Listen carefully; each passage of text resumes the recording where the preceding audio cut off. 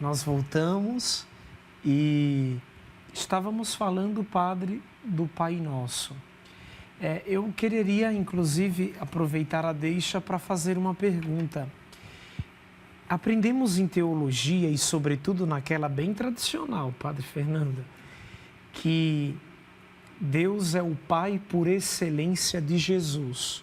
Todos nós sabemos que Jesus é o Filho primogênito e unigênito do Pai. Só que na oração do Pai Nosso, Ele nos ensinou a chamar de Pai Nosso.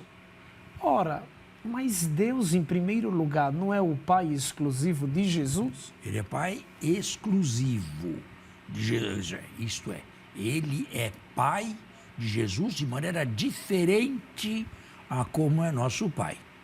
São Paulo nota bem essa diferença através do vocabulário da adoção. Ele nos adota, ele não adota Jesus.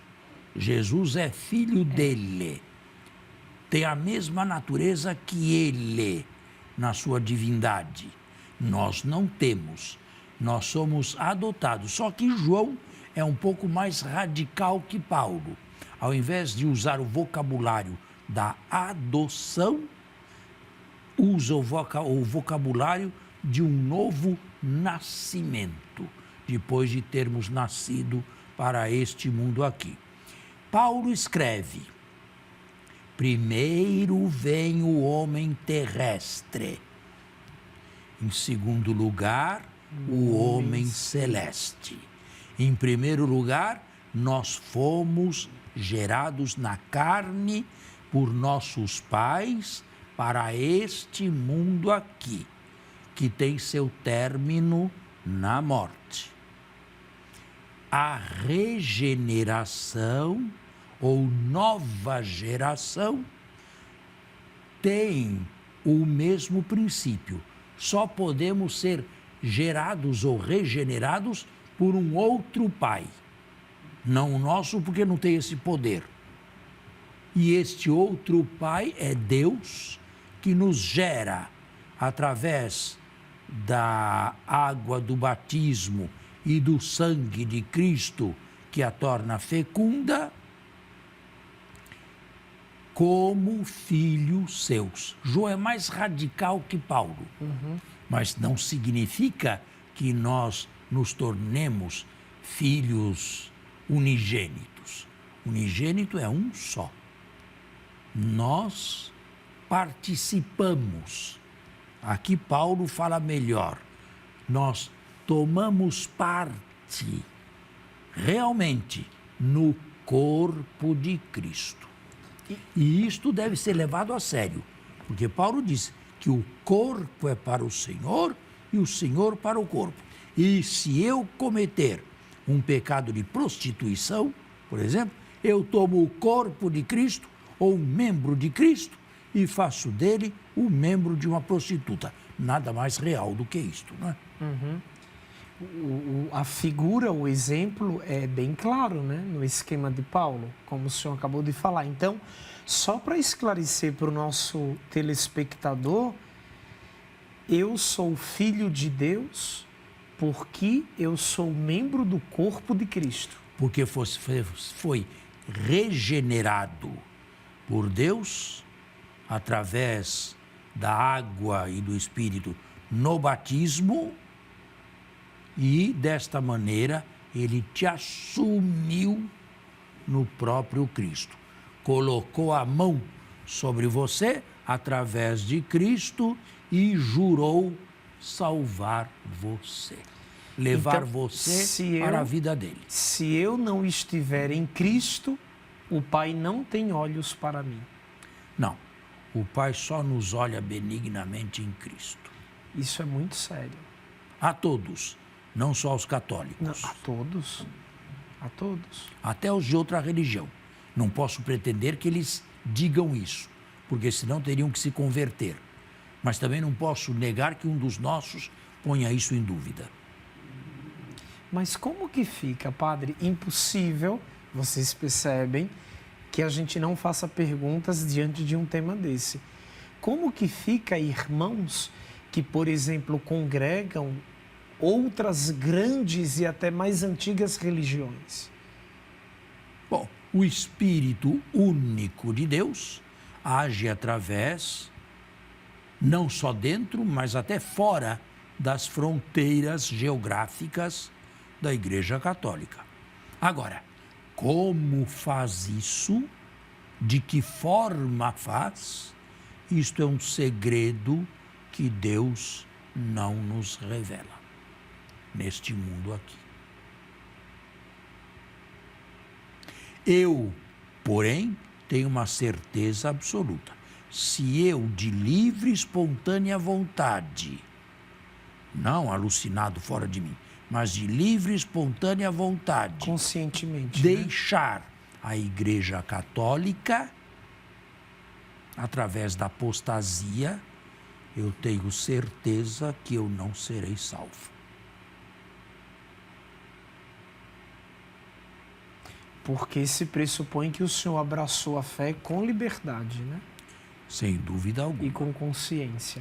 Sem então, dúvida alguma. todas as vezes que eu me posicionar, me preparar para rezar o Pai Nosso, a minha vida precisa estar conectada, numa linguagem atual, à vida de Cristo.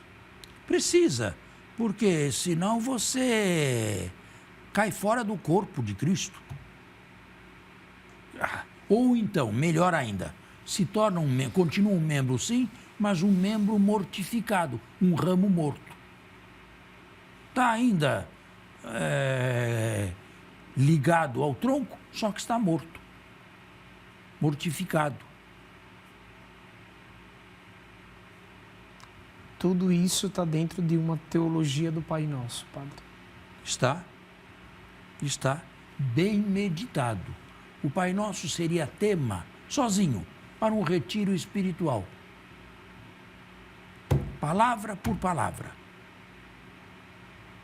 Frase por frase. Seria tema de um retiro de 5 dias. Falando assim, Padre, nós até, e acredito também que o telespectador, ficamos muito a pensar, porque quantas vezes na vida a gente reza o Pai Nosso mecanicamente, não? Aí você tocou num ponto delicado. Nós não devemos banalizar o Pai Nosso. Isto significa que nós não devemos rezar o Pai Nosso em série. Por exemplo, eu vou rezar 500 Pai Nossos. Isso não faz bem a ninguém. Não progride na vida espiritual, não. Não progride. A Igreja nos pede a nós, padres, que rezemos 3 vezes ao dia. No ofício da manhã, na missa e no ofício da tarde. Ela é parca. Não multiplica Pai Nossos aí pelo dia todo. Porque é uma oração muito séria. E para ser levada a sério também.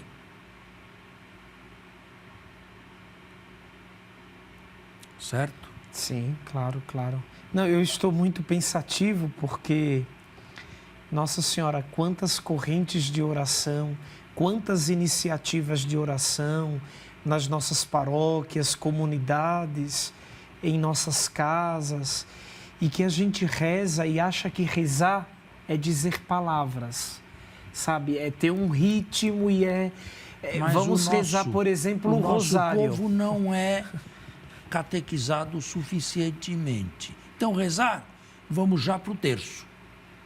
50 Ave Marias e 5 Pai Nossos. Se não mais ainda. É preciso meditar o que se diz. Seria preciso, numa catequese renovada, introduzir a nossa gente.